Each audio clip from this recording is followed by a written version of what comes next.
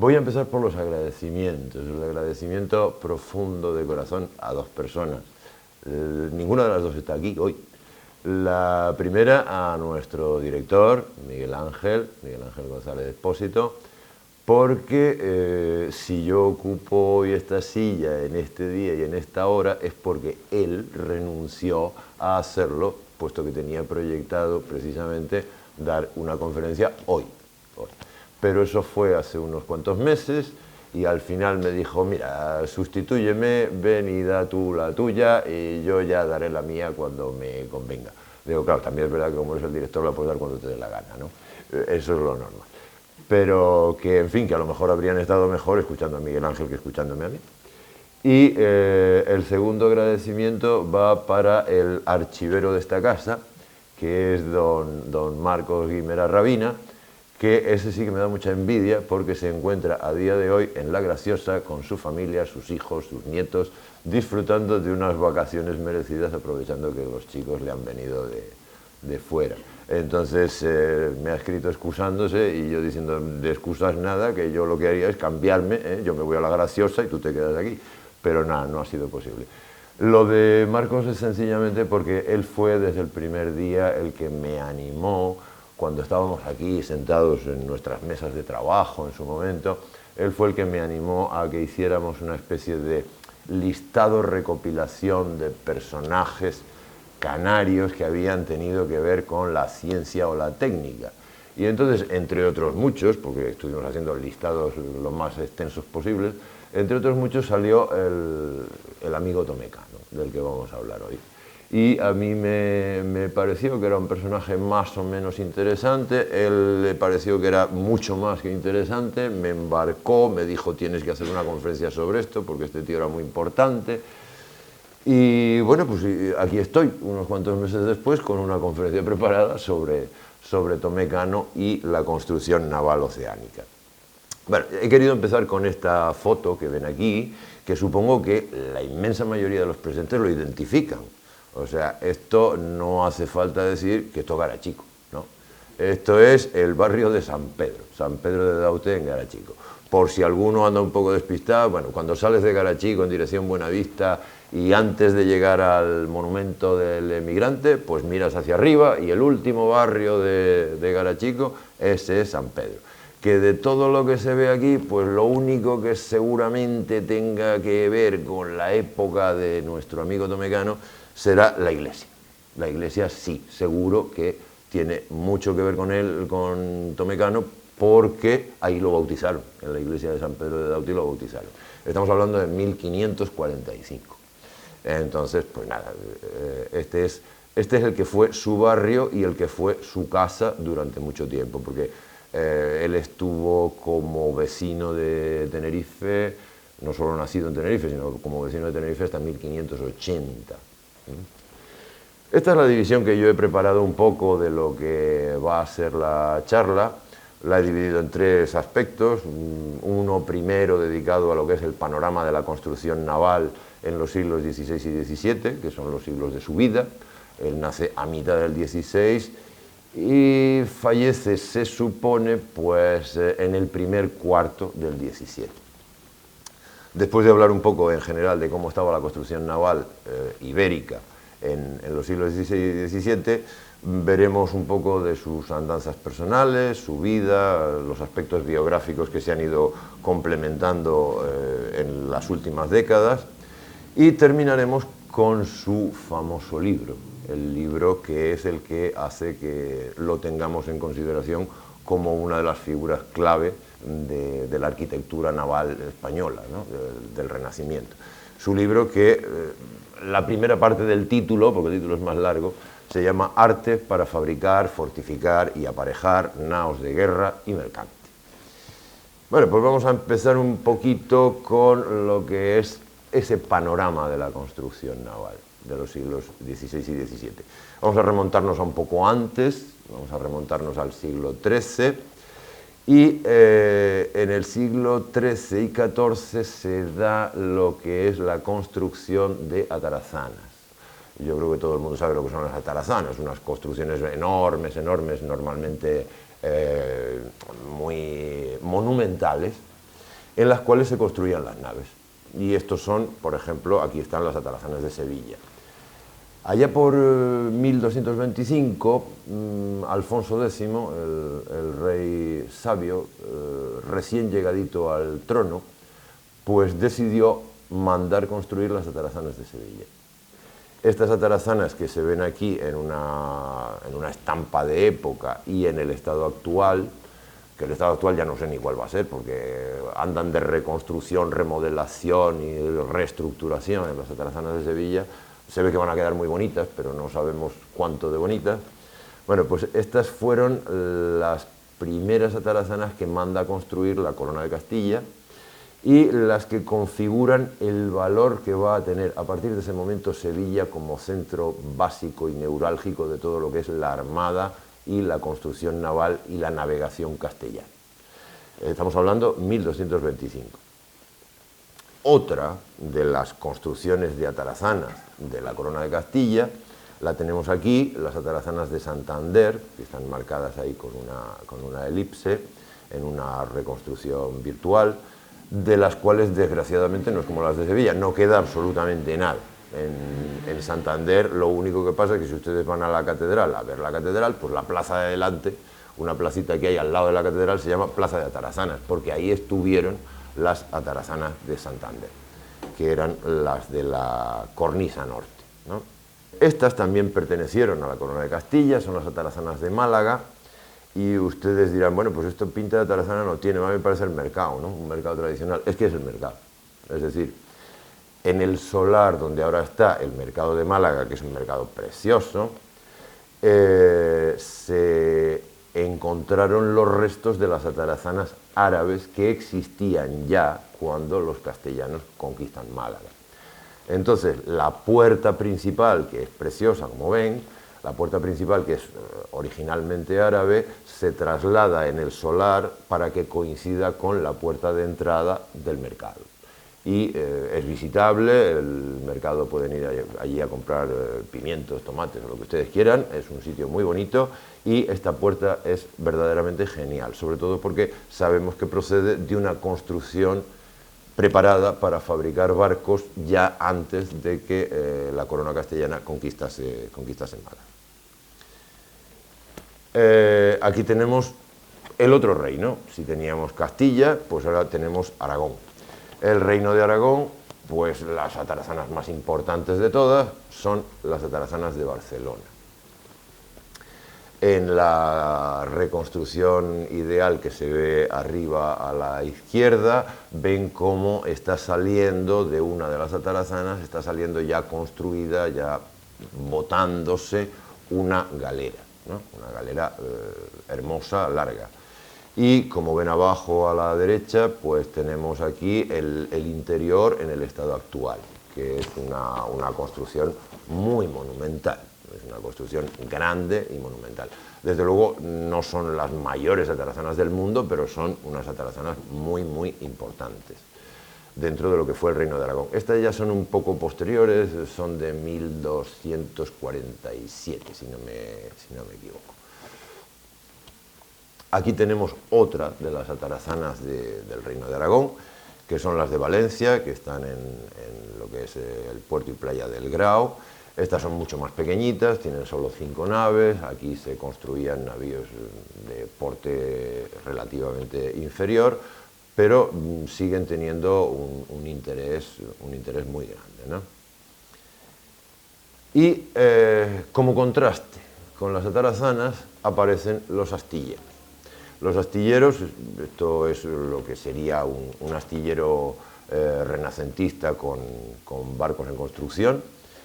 Los astilleros lo que tienen es que son construcciones al aire libre. Aquí no hay grandes monumentos, aquí no hay grandes naves de piedra, aquí no hay bóvedas, ni gradas de mampostería, ni nada por el estilo.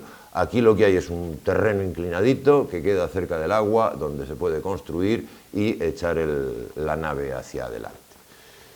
¿Quién vence entre la atarazana y el astillero? Pues por razones obvias el astillero, porque la atarazana tiene un inconveniente muy grande, ¿no? La nave tiene que ajustarse al tamaño de la grada. y a la altura de la grada. O sea, no puedes hacer la nave que te dé la gana del tamaño que te dé la gana. Tienes que ajustarte a las dimensiones de la construcción donde tú creas el barco. Entonces los astilleros vencieron rápidamente, entre otras cosas porque son mucho más baratos, se pueden montar y desmontar donde se quiera. No hace falta tener allí una gran instalación, basta simplemente con tener el terreno adecuado y el agua cerca, y con eso puedes trasladarlos cuando te venga en gana, puedes un poco hacer las facilidades empresariales que consideres más convenientes. ¿En qué se parecen los astilleros a las atarazanas? Pues en una necesidad básica que tienen todos, ¿no? Sean de un tipo o sean de otro, la necesidad básica es lo que se ve, madera. Hace falta mucha madera, ¿no? Entonces, todas las construcciones navales tienen que estar cerca, relativamente cerca, o tener accesibilidad a plantíos, montes, bosques, donde se pueda importar la madera. La madera puede llegar en enormes carros de bueyes, es un mecanismo normal, por ejemplo, en el País Vasco, era muy normal, existía una profesión que eran los bueyerizos, que era una gente que se dedicaba a llevar troncos en carretas de bueyes, o bien se pueden llevar amarrados los troncos en almadías, río abajo, desde la zona de monte hasta la zona de playa, que era donde estaban los astilleros. Aquí vemos, por ejemplo, dos astilleros. El de arriba es Sevilla. Si se fijan en el de arriba, tenemos una nave que está escorada de estribor y que ya se le ha practicado el raspado para llevar a cabo el nuevo calafateado. Luego tenemos también otra nave en la cual se ha retirado el bauprés y se está retirando el palo trinquete. El bauprés es el palo de delante, el que sale por la proa para adelante, ¿no? Y están retirando el trinquete. Tenemos otra que está un poquito escorada de babor, y esto sería la actividad normal en el astillero de Sevilla. Esto es lo que se llama normalmente dar carena. Es decir, dar carena es llevar el barco a tierra y someterlo a un mantenimiento profundo.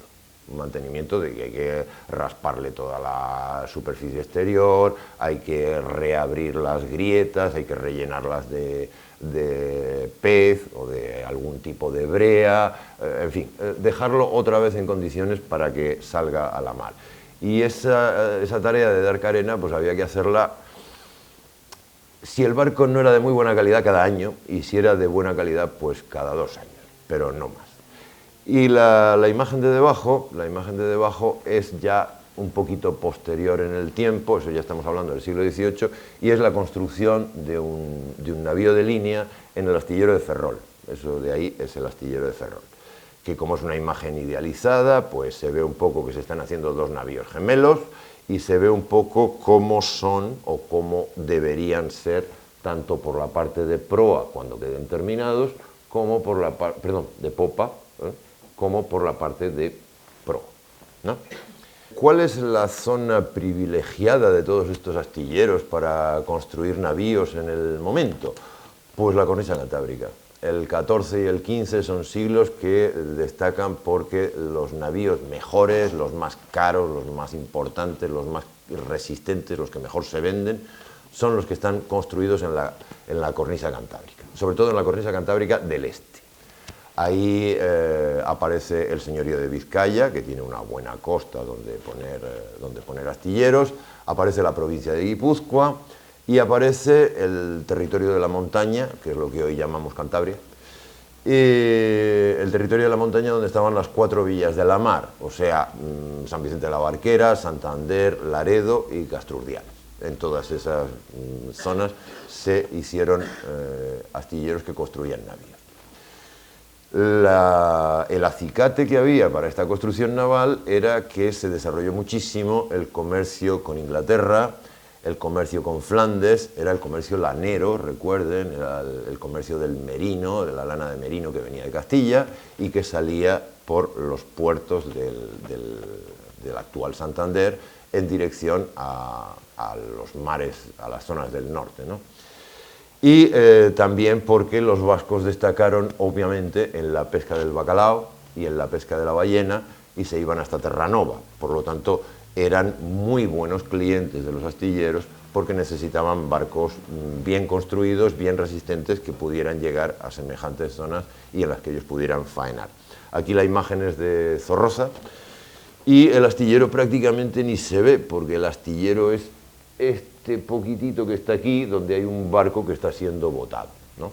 Es un astillero muy pequeñito que trabaja con encargos de menor entidad. Aquí tenemos un mapa al revés, ¿eh? Fíjense que arriba dice Castilla y sur. El sur está arriba, mientras que abajo dice norte. Por lo tanto, la costa que vemos en la parte de abajo es el mar de las Cuatro Villas, de esas que hemos hablado. Esta es la zona de la montaña. La montaña es una denominación un poco extraña, ¿no? Porque la montaña siempre fue Santander, de toda la vida. Lo que pasa es que los de la montaña de Santander llamaban a los de la costa la gente de la montaña, y no a la inversa, que habría sido lo lógico, ¿no? Bueno, pues no. Los montañeses son los de la costa y los de la montaña no. Los de la montaña son otra cosa, cántabro. ¿Dónde hubo más astilleros? Pues hubo más astilleros en el resto de la cornisa norte, como es lógico, Asturias, Galicia. Lo que pasa es que hacían barcos un poco menores, el gran desarrollo de los astilleros de Ferroles del siglo XVIII, no del siglo XVI ni XVII. Allí eran pesqueros, transporte de cabotaje, cosa chica, vaya. Luego en el sur, en la costa sur, en la costa andaluza, pues también en San Fernando, Sanlúcar de Barrameda, Algeciras, también hubo astilleros. En las islas hubo astilleros, Menorca e Ibiza tuvieron construcción de navíos, y en Canarias, pues también, lógicamente, en Tenerife y en La Palma hubo construcción de navíos, aunque los astilleros de Tenerife y de La Palma tenían más como misión el mantenimiento, porque las naves que salían en dirección a América tenían la primera parada en Canarias. Entonces, la primera parada se solía utilizar pues, para hacer aguada o para dar carena, como decíamos antes, para hacer trabajo de mantenimiento. Aunque también algún barco que otro sí se hizo, ¿eh? Y, por supuesto, en el otro lado del charco, en el otro lado del Atlántico, había unos enormes, gigantescos astilleros, tanto en La Habana como en Guayaquil. Los del Atlántico eran los de La Habana, los grandes astilleros, que es lo que se ve aquí representado, y los de Guayaquil los vamos a ver inmediatamente después. Esto es el puerto de La Habana, pero el astillero es esta zona, ¿vale? Esta zona de abajo, esto es el astillero de La Habana. Llegaron a ser los astilleros más importantes de América en su momento, hasta que los conquistaron los ingleses y los destrozaron y demás.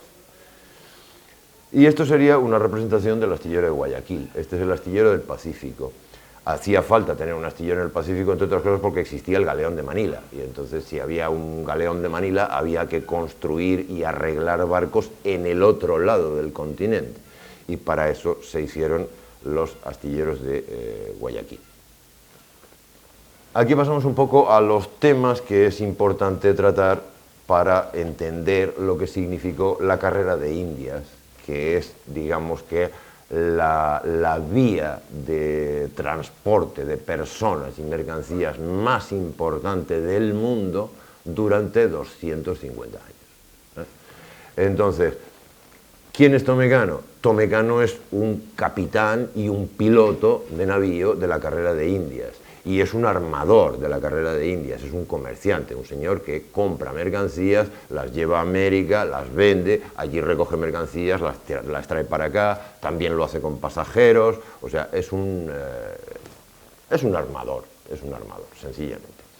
Y a Cano lo que siempre le gustó de los barcos es que procediesen o bien del Cantábrico, de esas zonas que hemos dicho, País Vasco o la montaña, o bien que fuesen portugueses. Él está empeñado en que esos eran los mejores barcos que se construían en el momento. Los de Indias tenían muy buena madera, porque, claro, en Europa tenemos el olmo, o el fresno, o el haya, o lo que sea, pero es que en América hay maderas nobles, ¿no? Como la caoba o la teca o el guayaco, o sea, maderas magníficas. Sin embargo, las de América tenían un problema, no la madera, sino los astilleros, y es que los aparejos no eran ni fáciles de conseguir ni de buena calidad. O sea, aparte de maderas hay que tener clavazón, hay que tener velas, etc. Y ahí ya las cosas iban un poco más difíciles de conseguir. Para que en el norte, en ese norte que le gustaba tanto a Tomecano, donde se fabricaban los barcos que él quería tener, aunque él viviese en Sevilla, pues en el norte había que mantener los plantíos de árboles, había que mantenerlos en buen estado. Por lo tanto, había que evitar las talas abusivas, había que promover la replantación, había que crear bosques donde no los había, porque era una industria muy importante, la más importante del imperio, porque era de la que vivía el imperio, de traer y llevar riqueza desde la metrópoli a las colonias. Entonces, para que eso sucediese así, para que hubiese un éxito maderero, Felipe II manda crear un cargo que es el de superintendente de fábrica de navíos y plantíos, y pone al frente de él a este señor, a don Cristóbal de Barros y Peralta. Este señor no solo tenía la obligación de controlar a los vecinos del lugar para que hiciesen con sus montes lo que tenían que hacer, sino que además controlaba muchas otras cosas. Por ejemplo, controlaba que el arqueaje de las naves que iban a ser para el uso de la corona, fuese un arqueaje adecuado, para que no le hicieran trampa a los constructores al rey diciendo que aquella nave arqueaba más cuando arqueaba menos. Entonces, eso también era tarea del superintendente. Controlaba eso y controlaba una cosa mucho más importante, controlaba los préstamos que daba la corona. El señor constructor que quisiese meterse en el jaleo de fabricar un barco necesitaba dinero. ¿Quién prestaba el dinero? La propia corona. ¿Quién concedía el crédito? Don Cristóbal de Barros. Por lo tanto, era un personaje muy importante. Si él no daba su permiso, no había préstamo. Si no había préstamo, no había barco. Una diferencia muy grande entre las naves del norte y las naves del sur. Las naves del sur funcionaron tan mal que llegó un momento en 1593 que la corona prohibió que participasen en la carrera de Indias. Sencillamente porque daban muy mal resultado. Y daban muy mal resultado no porque hubiese peores astilleros en el sur que en el norte. No, sencillamente porque las maderas del sur son malas. Las maderas del sur son malas. El sur es cálido, por lo tanto los árboles crecen rápido. Si crecen rápido las maderas son poco densas, se agrietan, se deforman y aquellos barcos no funcionaban bien. Funcionaban muchísimo mejor los barcos hechos en la cornisa cantábrica con maderas del norte, pero no solo. Se buscaba que las maderas viniesen de ejemplares que crecían en las laderas norte. Esos árboles que crecen tan despacio porque les da el peor clima, las peores lluvias, los mayores fríos, esos árboles tan sufridos eran los que daban las mejores maderas que luego daban unos barcos resistentes. Y tan poco buenos eran los del sur que en 1593 dijeron, para ir a Indias, no. Lo prohibió la corona.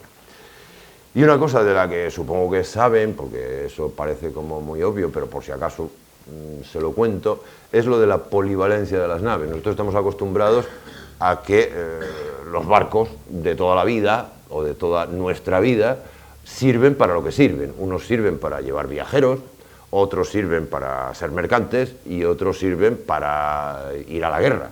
Y que son cosas distintas. No vas a poner a un transatlántico en guerra, ni vas a hacer transporte de mercancías en una corbeta de la Armada. O sea, eso no tiene sentido. Bueno, pues esa distinción es muy moderna. Esa distinción es posterior al siglo XVIII. Hasta el siglo XVIII, un barco es un barco y se supone que tiene que servir para todo. Si hay que mandarlo a la guerra, bueno, pues le sacamos las partes sobrantes, le ponemos unos cañones y lo mandamos a la batalla. Y si ya terminó la batalla, pues quitamos los cañones, volvemos a preparar aquello para cargar la mercancía y ya está. Y si hay que llevar viajeros, pues ya se irán apañando en los huecos que queden entre la mercancía. Entonces, esa polivalencia fue típica durante todo el siglo XVI y todo el siglo XVII. Los barcos tenían que servir para todo. Y eso no significaba que no tuviesen los constructores, como Cano y otros, no significaba que no tuviesen claras las diferencias entre un barco de guerra y un barco mercante. Sabían de sobra que no era lo mismo y que no servían para lo mismo.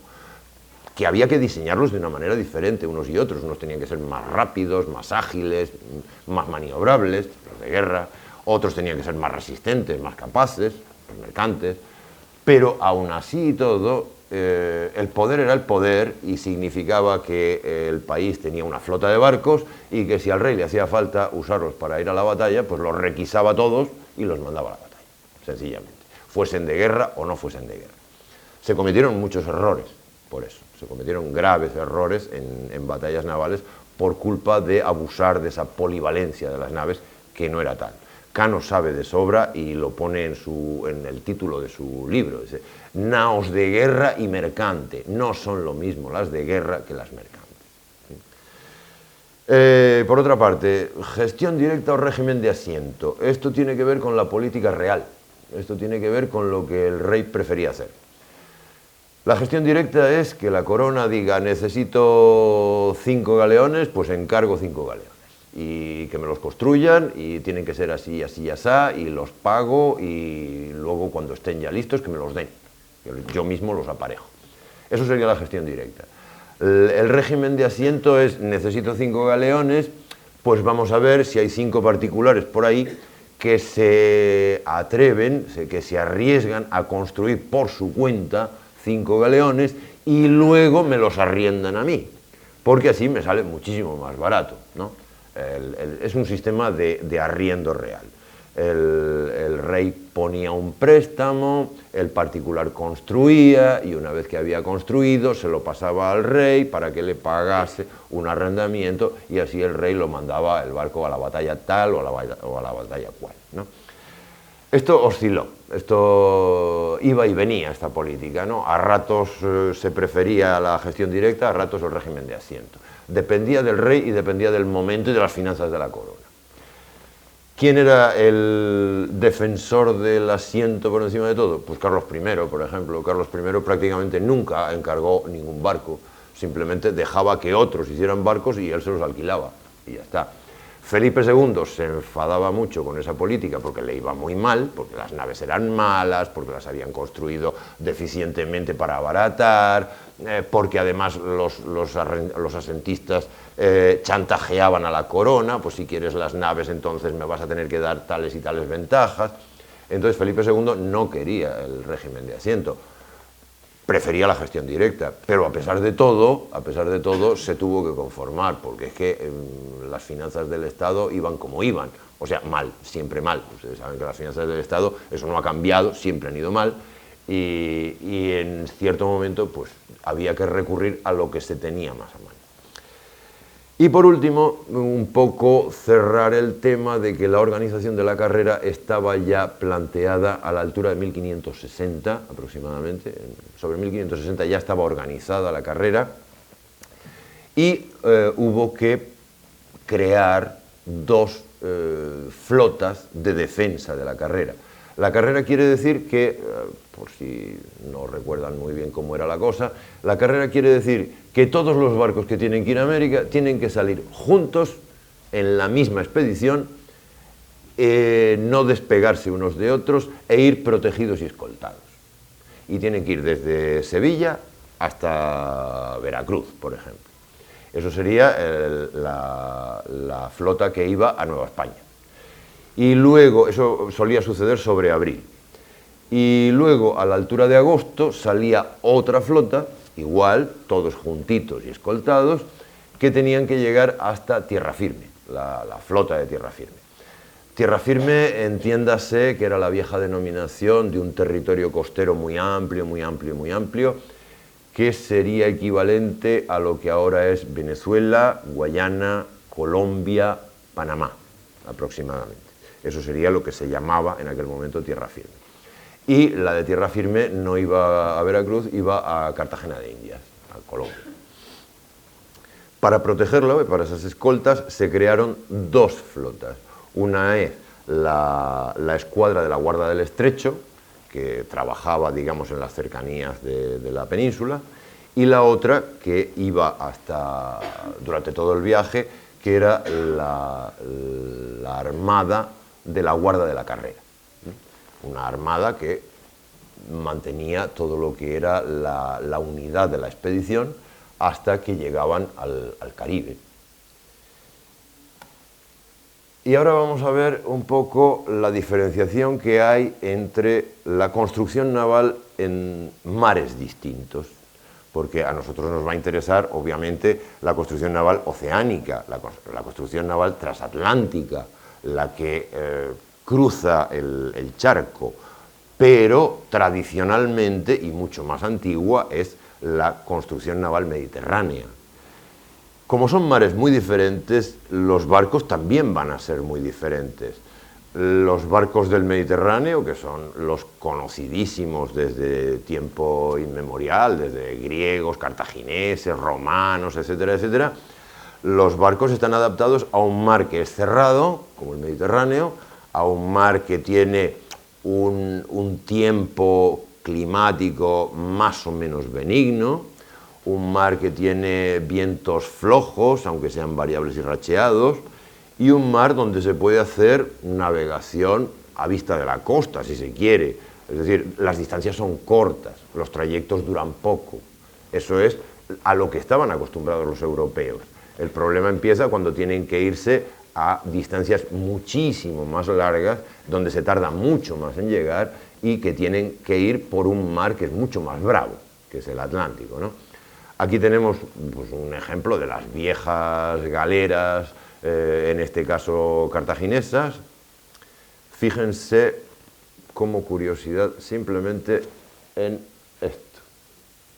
Eso es el timón, uno a cada lado, que es como una especie de remo que se iba inclinando para allá, inclinando para acá. Esto no lo volverán a ver porque, afortunadamente, a la altura de los siglos en el que estamos, aunque se tratase de galeras, ya se había inventado lo que se llama el timón de codaste. El timón de codaste es el timón normal, esa chapa o tabla que está al final, que se puede girar encajada en una bisagra, ¿no? Mar Mediterráneo, pues el puerto de Nápoles. Aquí tenemos un par de navíos típicos mediterráneos identificables. El grande, velero, ese que nos muestra su espejo de popa tan bonito y tan dorado, eso sería una carraca. Y lo que hay justo detrás, lo que hay justo al fondo, que tiene un toldo rayado así, que pueden ser las velas recogidas, eso sería una galera con velas latinas, ¿no? Muy propia la galera del mar Mediterráneo. La galera es la reina del mar Mediterráneo durante muchísimo tiempo, durante muchísimos siglos, ya les digo, remontándonos a la antigüedad. Y aquí está la galera, pues esto es una galera. Como ven, esta es una galera del siglo XVI, no es una galera antigua, ni romana, ni griega, ni nada por el estilo. Esto es una galera del siglo XVI. Esto es lo que se usaba en el Mediterráneo en 1500 y en 1600. Como ven, tiene un castillo de popa y un castillo de proa. En el castillo de proa, si se fijan, pues identificamos 5 cañones. 5 cañones que tienen calibres distintos, que lanzan bombas de distinto peso, de distinta masa, y justo delante hay como una especie de pasillito hacia adelante en la proa, eso sería la rumbada, que es donde se colocaban los soldados cuando había que abordar al enemigo, ¿no? Había que saltar al abordaje del enemigo, porque la guerra naval prácticamente era una guerra de abordaje. Las piezas de artillería servían para realmente poco, sobre todo porque es que no había manera de apuntar y darle a algo, ¿no? Era muy difícil darle a algo con aquellas piezas de artillería. Normalmente las galeras eran birremes, es decir, tenían 2 hileras de remo a cada lado. A veces, si la galera era muy grande, entre grada y grada de la chusma de los galeotes, se podía poner alguna pieza artillera de tiro corto. y solían tener un palo, nada más que un palo. En este caso, esta tiene dos. Esta que les he puesto aquí tiene dos. Tiene el palo mayor y el palo trinquete. Y en ambos casos la vela es triangular. La vela es triangular. Eso es muy importante, que las velas cambien. Las velas, estas son latinas y dejarán de ser latinas. Esta es la versión grande de la galera. La galera tuvo una versión acrecida, bastante acrecida, que se llamó la galeaza. Esto es una galeaza española del siglo XVI. La galeaza era más ancha, la galeaza era más larga, era más lenta y se pretendió que tuviese virtudes de capacidad que nunca se vieron compensadas con los muchos defectos que tenía como navío. Navegaba mal, la galeaza navegaba mal. Y además, cuando se tuvo la infeliz ocurrencia de sacarla al Atlántico, que se hizo en alguna ocasión, aquello fue un verdadero desastre. No es una nave para el Atlántico, demasiado alargada, demasiado frágil. Y aquí está la versión chiquitita. La versión chiquitita es la galeota, que es como una galera, pero en versión pequeña. Una sola hilera de remos, pueden ser 20, 30 nomás, y es la más rápida, la más ágil, la que mejor se desenvuelve en el mar Mediterráneo, y por tanto era la favorita de los piratas y de los corsarios, ¿no? Porque con esta embarcación pequeña pero rápida podían cercar, acosar a los navíos grandes y robarles la mercancía.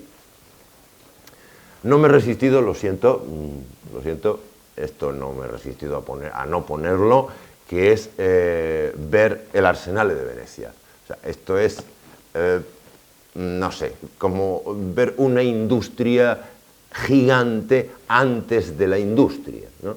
Cuando nadie había pensado en alcanzar la revolución industrial, ya había una industria salvajemente organizada, con producción en serie, con modelos repetidos. O sea, aquello funcionaba como una máquina de relojería. Es el Arsenal de Venecia. Es muy bonito, merece la pena ver la parte que se puede ver. Yo he tenido la suerte de verlo entero. Aquí está la entrada principal, que es lo que llegan los turistas, sacan la foto y ya está. Pero luego lo importante es lo que se desenvuelve aquí dentro, que es donde están las gradas de unas gigantescas atarazanas, porque el Arsenal de Venecia es una atarazana, al fin y al cabo. Aquí pueden ver un poco cómo es por dentro. Sigue siendo una base militar, es decir, aquello sigue estando el ejército allí, lo usan como, tiene bibliotecas, tiene centro de mando y demás, y es un museo. Y abajo, como ven, pues tienen una galeota de ceremonial. Obviamente esto no es una galeota para salir a navegar, esto es una galeota ceremonial. No es la del Doge, porque el Bucentauro era mucho más grande y más espectacular todavía, pero a lo mejor era con la que el Doge iba, pues no sé, a tomar café un poco más allá, ¿no? Y esto es una carraca, El otro barco mediterráneo, si los barcos mediterráneos fundamentales son las galeras y sus variantes, esta es la otra versión, la versión mercante, la pesada, la de gran capacidad, la que se usaba para llevar y traer mercancías.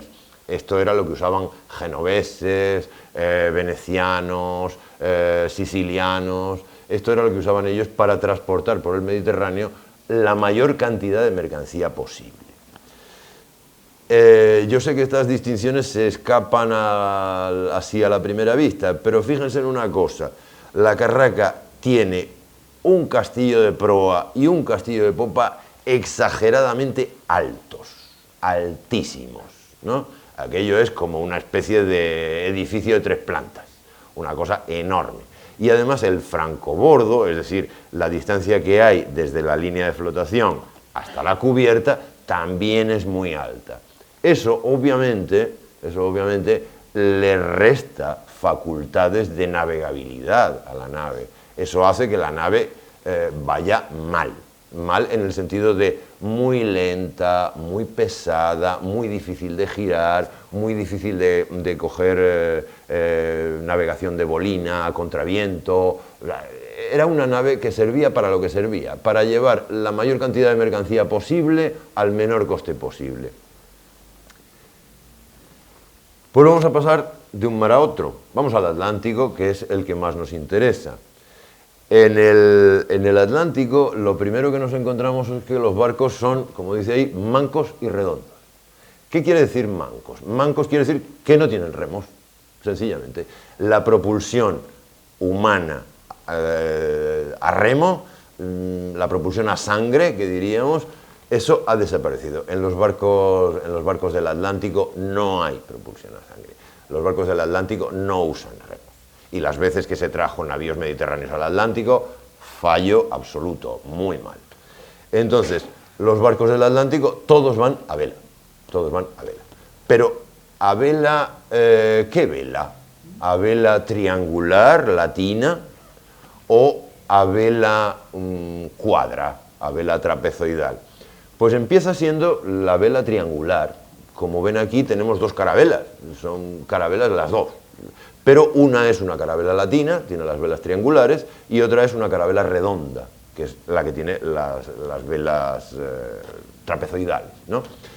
¿Por qué redonda? Bueno, pues porque cuando la vela se hincha con la fuerza del viento, adquiere una forma así como semicilíndrica, aproximadamente, entonces da un aspecto de redondez.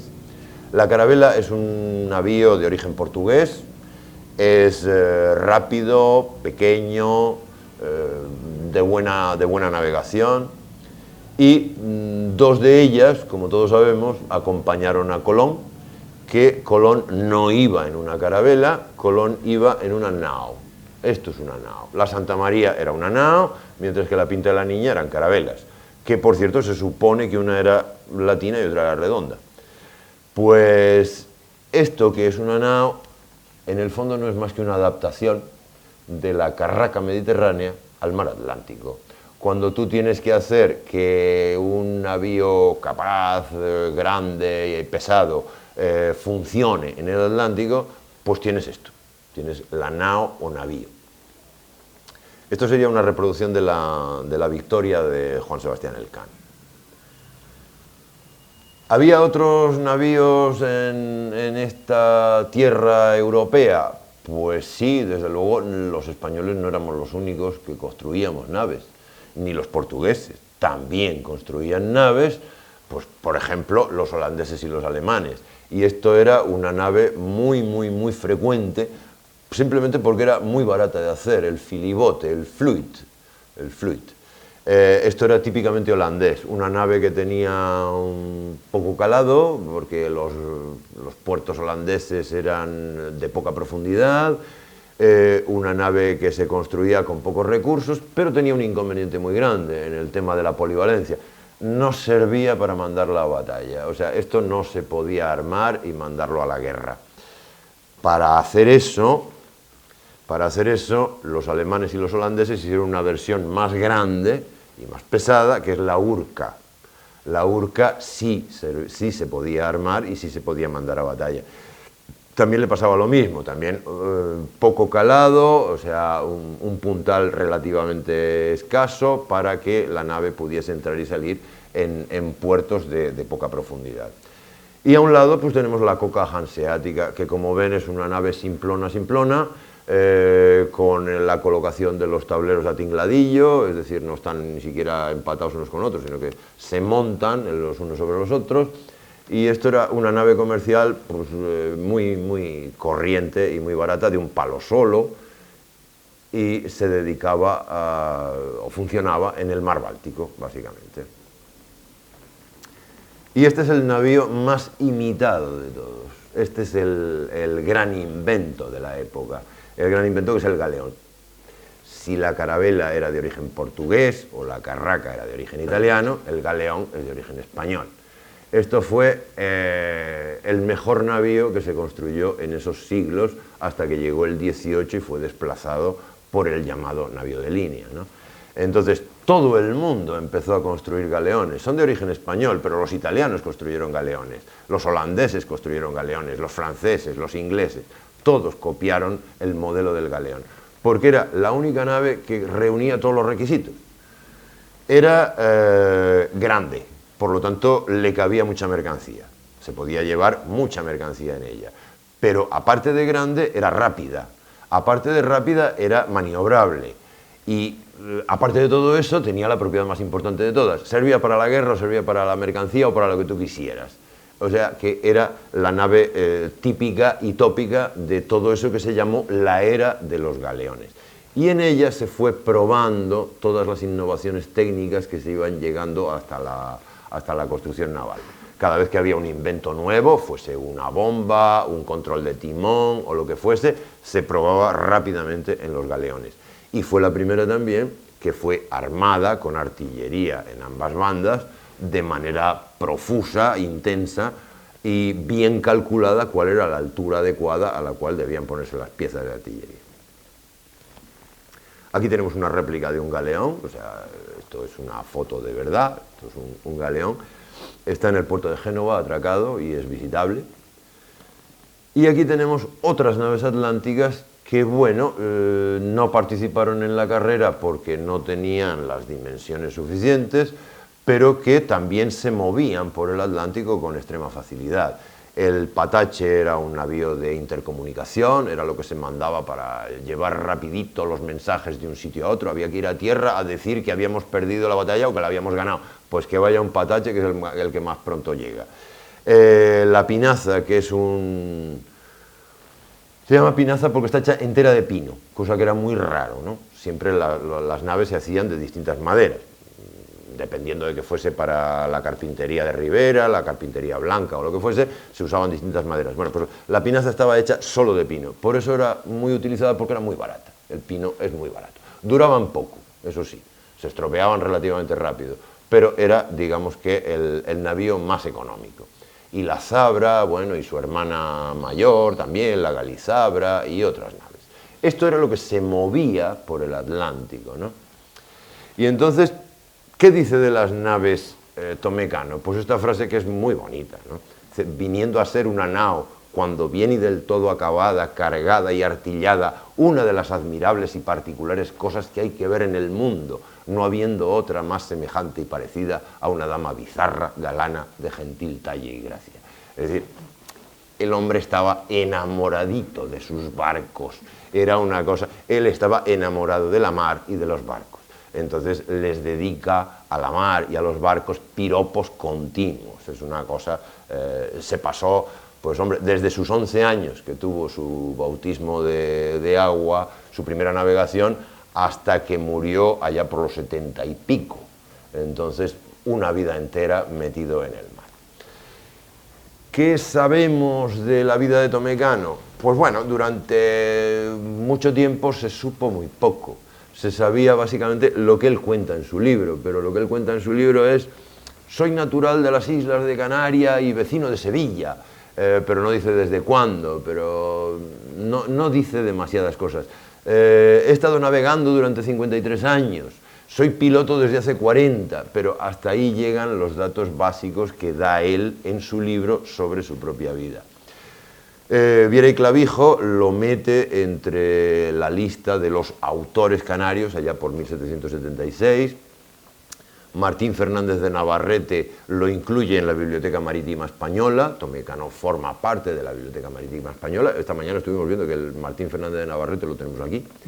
Felipe Picatoste y Rodríguez en 1891 lo mete en una historia de la ciencia española del siglo XVI, por lo tanto considera que Cano es uno de los, no científico, pero un tecnólogo de la España del siglo XVI. Y Francisco Escudero y Peroso, este es distinto, porque este señor lo que estaba era haciendo un estudio sobre tipografía, es decir, sobre imprenta y tipos, hispalense, y su libro se llama así, Tipografía Hispalense. Y entonces, entre las tipografías que estudia los tipos que se usaron en la imprenta para imprimir el libro de Tomé Cano. De hecho, Escudero y Peroso tuvo un ejemplar, lo describió, dijo cómo estaba hecho, y el ejemplar, desgraciadamente, se perdió. No sabemos, lo tuvo en Sevilla, pero ese ejemplar que tenía él, pues se perdió. Luego tenemos ya gente que no hace simples alusiones, sino que habla un poco más a fondo de lo que fue Tomé Cano. Tenemos a Cesario Fernández Duro, que escribe las disquisiciones náuticas, que son toda una historia de la Armada Española, y Cesario Fernández Duro coge una muy buena parte del libro de Cano y lo transcribe directamente en sus disquisiciones náuticas, porque como no había sido republicado el libro, él tiene uno en sus manos y dice, bueno, pues les voy a escribir aquí una buena parte del libro de Tomé Cano. Y hace un pequeño análisis también del valor de la obra y demás. Eso es 1880. Ya en el siglo XX tenemos al canario Agustín Villares Carló, que en 1932 da cuenta de un segundo escrito que no es el libro de Tomé Cano que todos conocemos, sino que hay un segundo escrito que también está firmado por Tomé Cano. En realidad es un informe que emite allá por 1618 Tomé Cano sobre un proyecto de expedición que tendrá lugar al estrecho de Magallanes, que veremos después. Pues Agustín Villares es el que descubre ese segundo escrito de Tomé Cano. Quien más lo analiza por primera vez, su vida y su historia, es Cioranescu. Para los canarios es una figura sobradamente conocida, filólogo, historiador, rumano, avecindado en La Laguna desde 1948, un estudioso muy importante en lo que es la historia canaria. Y Cioranescu se mete en los archivos del Ayuntamiento de Garachico y allí descubre un texto muy importante que es una petición de filiación que hace Tomé Cano. Veremos qué se descubre a raíz de esa petición de filiación de Tomé Cano. El otro gran historiador que se mete a analizar la biografía de Tomé Cano es Enrique Marco d'Horta. Enrique Marco d'Horta, por cierto, era amigo personal en aquellos tiempos del papá de nuestro Marcos Guimerá. Entonces Marcos Guimerá padre y Enrique Marco d'Horta eran amigos. Y Enrique Marco d'Horta hace lo mismo que había hecho Cioranescu en Garachico, pero lo hace en Sevilla. Y entonces se va al archivo de Indias y dice, ¿qué se sabe en el archivo de Indias sobre la vida de Tomé Cano? Y se saben bastantes cosas, afortunadamente. Y por último, Enrique Carrasco Molina, muy recientemente, publica una pequeña biografía sobre Tomé Cano, a la cual añade un dato que ninguno de los anteriores había añadido. Es simplemente que Tomé Cano participó en la Gran Armada en 1588, con un barco propio, y que volvió pues, en condiciones poco cómodas. Esto, bueno, es una especie de homenaje a nuestro exdirector Pepe Montesinos, porque siempre que alguien viene y empieza a dar una conferencia sobre algo histórico, él dice, espera un momento, dime exactamente de qué época estamos hablando, porque si no me dices la época, no me sitúo. Digo, bueno, pues por si aparece Pepe, que no ha aparecido, obviamente, yo le había dedicado este cuadro para que él viera el cuándo de todos los aspectos de la vida de Tomé Cano. ¿Cuándo? Pues en 1545 nace Tomé Cano. Está reinando Carlos I y Tomé Cano nace en Garachico, allí en San Pedro. En 1556 don Carlos I se retira a Yuste, por lo tanto tiene que hacerse cargo de la corona su hijo Felipe II. 1556 es precisamente el año en el que con 11 añitos se sube por primera vez a un barco Tomé Cano para hacer una travesía hasta América. ¿Por qué? Porque lo lleva su padre. Su padre es piloto de la carrera y su abuelo también había sido piloto de la carrera. Por lo tanto, a los 11 años le toca hacer la primera navegación transatlántica. 1571, que Tomé Cano tiene 26 añitos, pues Lepanto. Lepanto, que es la gran batalla mediterránea. Esa sí es una batalla de galeras, las galeras de los turcos contra las galeras de las potencias europeas. Y pierden los turcos, como todo el mundo sabe, porque el hermanastro de Felipe II, don Juan de Austria, comanda la flota que aplasta a la armada turca. En 1580 se incorpora Portugal a la corona, lo cual quiere decir que Felipe II deja de ser solo Felipe II de España y pasa a ser también Felipe I de Portugal. La fusión de las dos potencias marítimas más importantes del mundo crea un verdadero imperio inigualable desde el punto de vista universal o global, que jamás había existido hasta esa época. Eso es la primera vez que se junta Portugal, que tiene controlado todo lo que es el Atlántico africano, que tiene controlado el Índico, más España, que tiene controlado el Atlántico, más el lado Pacífico, que llega hasta las Filipinas. En las Filipinas se entablan los contactos con China. También aquello de la nao de la China.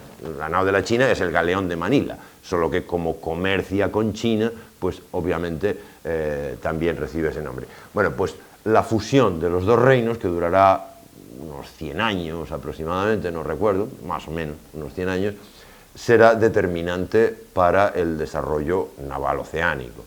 1588, la Gran Armada. La Gran Armada en la que participa también Tomé Cano con uno de sus barcos, que era el San Juan el Gargarín, un barco que había comprado allá por el 1583. Mal, la Gran Armada mal, porque consigue volver, que ya es conseguir volver, atravesando el mar de Irlanda sin acabar estampado en los acantilados, y consigue llegar al puerto de Santa Cruz de la Palma con una nave completamente desarbolada. La arregla, la remienda, la vende y se compra otra cosa. Pero bueno, que eso no lo sabíamos hasta que Carrasco Mesa sacó a relucir un artículo británico en el cual se citan todas las naves que habían participado en la Gran Armada. Y una de las naves era San Juan el Gargarín, dice Tomé Cano. Este era Tomé Cano. En 1598 muere el rey Felipe II y llega al poder Felipe III. Felipe III, que como todos sabemos es el primer rey Austria que funciona a través del valido, el infame duque de Lerma de aquella época, y digamos que es la primera crisis de los reyes Habsburgo, ¿no? En 1610 hay crisis en el comercio con las Indias, pero es que hay crisis en general, porque hay un proceso inflacionario en España salvaje, y eso lleva a que ya no se dedique dinero a construir naves, ya no se quiere hacer nada, todos son impuestos, todos son embargos, todos son impagos por parte de la corona, en fin, mal. La cosa estaba muy mal. En 1611 está la publicación del libro de Cano, se publica el arte. En 1618 tenemos el último dato conocido de su vida, que es el informe este del que habla Agustín Millares, que se refiere a una expedición que se estaba montando y le preguntan a Cano y a otros que qué opina sobre la expedición que se estaba montando para el año siguiente. La expedición la montaban los hermanos Nodales, querían ir al estrecho de Le Maire y al de Magallanes, y la pregunta que se hacía a la corona es: ¿financiamos 2 naves o 3? Entonces, claro, 3 naves sale más caro que 2. Entonces se pregunta a los expertos para ver si financiaban 2 naves o 3. Y uno de los expertos era Tomé Cano. Esa es la última noticia que tenemos de Tomé Cano. No hay más. Volvemos al documento de filiación que pide Cano en San Pedro de Daute. 1585. Le encarga a un señor, Amaro Gómez, lo apodera, le da un poder notarial y le dice que vaya allí a San Pedro de Daute a pedir un documento en el que se certifique quién es él. Ya veremos por qué, ¿no? Pues en ese documento Tomé Cano se autodeclara a sí mismo que es vecino de Sevilla, que es hijo de Tomé Cano padre, que había sido piloto de la carrera, también de Margarita González, que ambos en esa fecha, en 1585, habían fallecido, que eran vecinos o que fueron vecinos de la isla de Tenerife, donde él había nacido. Y fíjense la manera en que se pide el documento, ¿no? Debe certificar el documento, reconocer que él y sus antepasados son todos cristianos viejos, de sangre limpia y noble, y no descendientes de moros, ni judíos, ni de los nuevamente convertidos a nuestra fe católica, ni penitenciados por el santo oficio de la Inquisición. Es decir, está pidiendo un certificado de limpieza de sangre, sencillamente. ¿Y cuándo se pide un certificado de limpieza de sangre? Pues en dos ocasiones en la vida. O bien porque te quieres hacer funcionario del Estado y entonces te lo piden, es decir, funcionario del rey, y entonces te lo pedirían, o bien porque deseas casarte con una moza de buena y aristocrática familia. Como el primer caso no se dio, es obvio que se trataba del segundo. Es decir, en 1585 lo que estaba preparando Cano era su boda.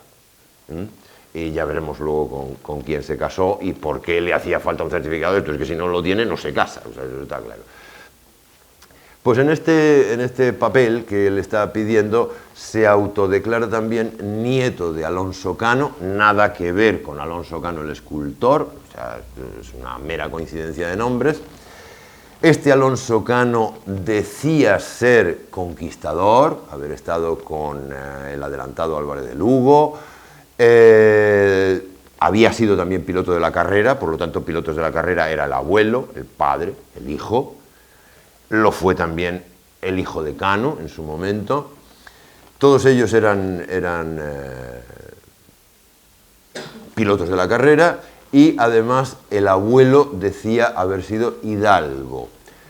Pero no había pedido el reconocimiento de hidalguía. ¿Por qué? Pues muy sencillo, porque el reconocimiento de hidalguía lo pedía uno para que le eximieran del pago de pecho y alcabala. Es decir, el pago del impuesto sobre la renta y el patrimonio, que es el pago de pecho, y el pago de el IVA, que es la alcabala, ¿no? Las transacciones comerciales se gravaban con la alcabala y la posesión de una renta o de un patrimonio se gravaba con lo que se llamaba el pecho o la pecha. Entonces, como todos los canarios, por ser canarios, estaban exentos del pago de pecho y alcabala, ¿para qué demonios necesitabas tú certificar que eras hidalgo si ya esa exención la tenías? Entonces los hidalgos habían ido dejando pendiente lo del reconocimiento de la hidalguía y, bueno, pues simplemente Tomé Cano reivindica, aunque mi abuelo no lo hubiese solicitado, que conste que mi abuelo era hidalgo, por lo tanto yo también, el reconocimiento de la hidalguía. ¿Qué más se sabe por los testimonios de los testigos que vinieron a certificar cuando se pidió este documento? Pues que tenía una hermana que se llamaba María Lacana, y que el esposo de su hermana María acabó convirtiéndose en tutor de él, de Tomé Cano, porque en 1565 muere su padre. Pero en 1565 Tomé Cano tiene 20 años. Pero es que a los 20 años uno no es mayor de edad en el siglo XVI, la mayoría de edad era a los 25, por lo tanto necesitaba un tutor legal. ¿Quién hace de tutor legal? Su cuñado, que es mayor de 25 años, el marido de su hermana María. Bueno, ya hemos dicho que la primera navegación es de 1556, es piloto desde 1569, había que pasar unos exámenes de piloto en la Casa de la Contratación, y en 1579 está regresando a Sevilla desde San Juan de Ulúa, que es Veracruz, básicamente, y al regresar a Sevilla le meten una multa porque dicen que ha dejado a 4 tripulantes perdidos allá y que no los había traído. Bueno, pues él protesta porque, bueno, probablemente porque aquellos tripulantes no llegaron a tiempo de embarcar, él tenía que salir, etcétera, etcétera. En 1579 también se convierte en propietario de una nave llamada La Marquesa, que había sido propiedad de Cervantes. Entre otros propietarios, Cervantes era un copropietario de La Marquesa. En 1580 ya no tiene La Marquesa, es copropietario de otra nave llamada La Trinidad y viaja a tierra firme, que es este territorio que yo les decía, En el 83 se convierte en propietario del San Juan el Gargarín, que es un barco que le dura muchos años y que es el barco con el que irá a la Gran Armada. Viaja a Nueva España y allí lo nombran escribano de la cofradía de pilotos y maestres de la carrera. En 1585 se casa con la hija del 24 Diego del Postigo. ¿Se acuerdan de qué fecha era el certificado de limpieza de sangre? De 1585. ¿Por qué? Porque se tenía que casar con la hija de don Diego del Postigo. Es un 24. ¿Qué quiere decir un 24? Bueno, un 24 quiere decir un concejal, un regidor municipal. La veinticuatría, por si les pica la curiosidad, la establecieron los Reyes Católicos cuando conquistan Granada, y entonces al marcharse ellos ya con la ciudad conquistada, al marcharse de la ciudad, dejan a 24 capitanes al mando del control de la ciudad. De ahí que los capitanes que mandan en una ciudad se llamen los 24. Algunas ciudades, como Sevilla, por ejemplo, seguía la costumbre de la veinticuatría y Diego del Postigo era uno de estos regidores, un aristócrata, un hombre de poder y de influencia, con cuya hija no se habría podido casar si no certifica su limpieza de sangre, obviamente, por eso lo había pedido. En el 88 participa en la Gran Armada, regresa a La Palma, fatal, lo ha pasado muy mal, pero consigue regresar con la nave entera, que ya es bastante, mucho más de lo que les pasó a otros. ¿Se acuerdan de las galeras? Pues la mayor parte de los navíos que se destrozan en la Gran Armada son precisamente galeras. De las galeras que fueron, no volvió sana ni una, absolutamente ninguna. ¿Por qué? Porque no eran barcos hechos para eso. En el 89 vende el San Juan el Gargarín y viaja a Puerto Rico, porque tiene que hacer unas gestiones para su suegro. En el 93 es propietario de un navío nuevo, viaja a La Habana. En el 97 ya no es solo piloto, sino que se convierte en capitán de número de la carrera. En esos años viaja varias veces a Nueva España, Canarias, Cuba, etc. Y en 1607 tiene que declarar, quiere declarar a favor de Juan Gómez Flota, que era un hombre más joven que él, aspirante a piloto. Y evidentemente le dan el título de piloto gracias a la influencia y al apoyo de Tomé Cano.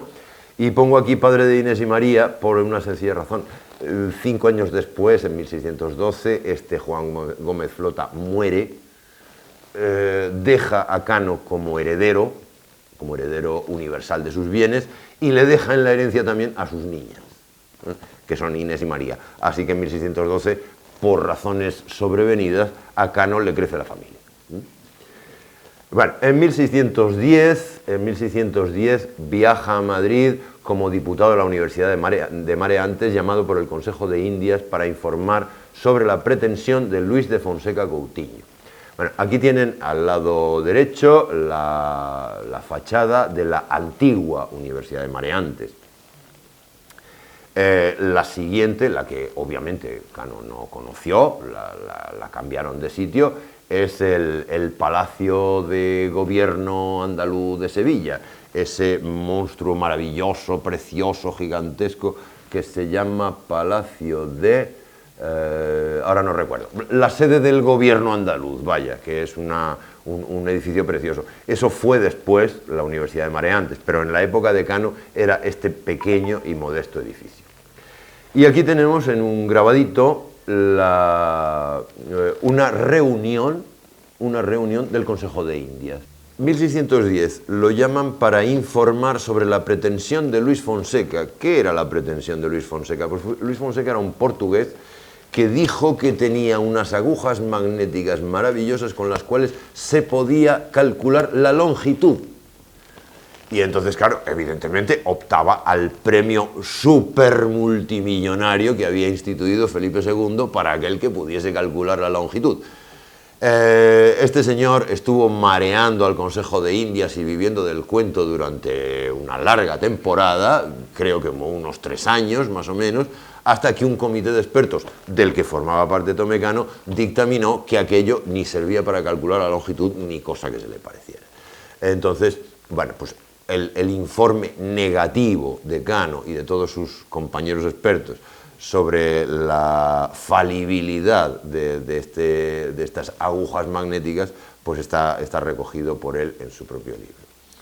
En 1611, un año después, publica El arte, y en 1612 viaja a Honduras en una nave suya que se llama Santa María de la Rosa, o que él bautiza Santa María de la Rosa. Esta es Santa María de la Rosa. La Virgen de la Rosa es este cuadro, que es un cuadro muy bonito, que está en la iglesia de Santa Ana del barrio sevillano donde vivía Cano, y que probablemente por su devoción a la imagen pues bautizó a su barco Santa María de la Rosa, y que es precisamente la iglesia donde suponemos que está enterrado, aunque no hay datos sobre él.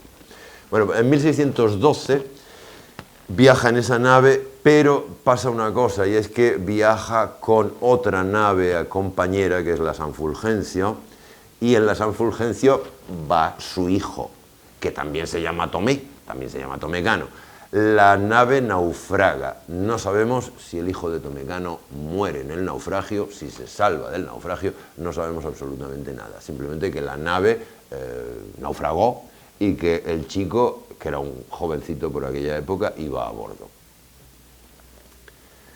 En 1616 parte a Veracruz, allí manda desguazar la Santa María de la Rosa, porque ya tiene sus años y está tocada, y al regreso, pues imputación, claro.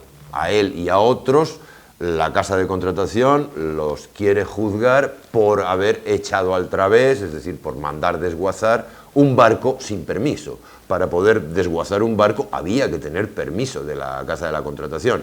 Él no tenía permiso y lo había mandado desguazar en Veracruz. Así que al regresar le piden cuentas y le cuesta bastante trabajo librarse de la imputación, porque era una multa muy gorda la que le caía.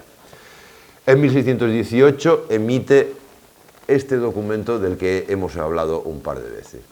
El informe Pareceres de Alonso Moreno, cosmógrafo, Tomé Cano, Alonso Bernal, Simón Sancado y don Francisco de Tejada sobre si convendrían, fuesen 2 o 3 los buques o carabelas que debían de ir al reconocimiento del estrecho. Este es el informe que saca a relucir Agustín Millares, y es el último documento que tenemos de los que había podido crear Cano, 1618. Él muere después de 1618, obviamente, pero no sabemos cuándo ni sabemos cómo. La expedición anunciada en ese documento se lleva a cabo al año siguiente. Van los hermanos Nodales, los García de Nodal, van allí al estrecho de Magallanes, y encuentran buenos pasos de navegación y nuevos caminos, nuevas rutas que son de interés. Aquí ya, para despedirnos de la vida de Tomé Cano, pues he puesto sencillamente la iglesia de San Pedro de Daute, donde nace, y la iglesia de Santa Ana, donde se supone que está enterrado, porque era la iglesia de su barrio, y que es donde está la Virgen esa, la Santa María de la Rosa.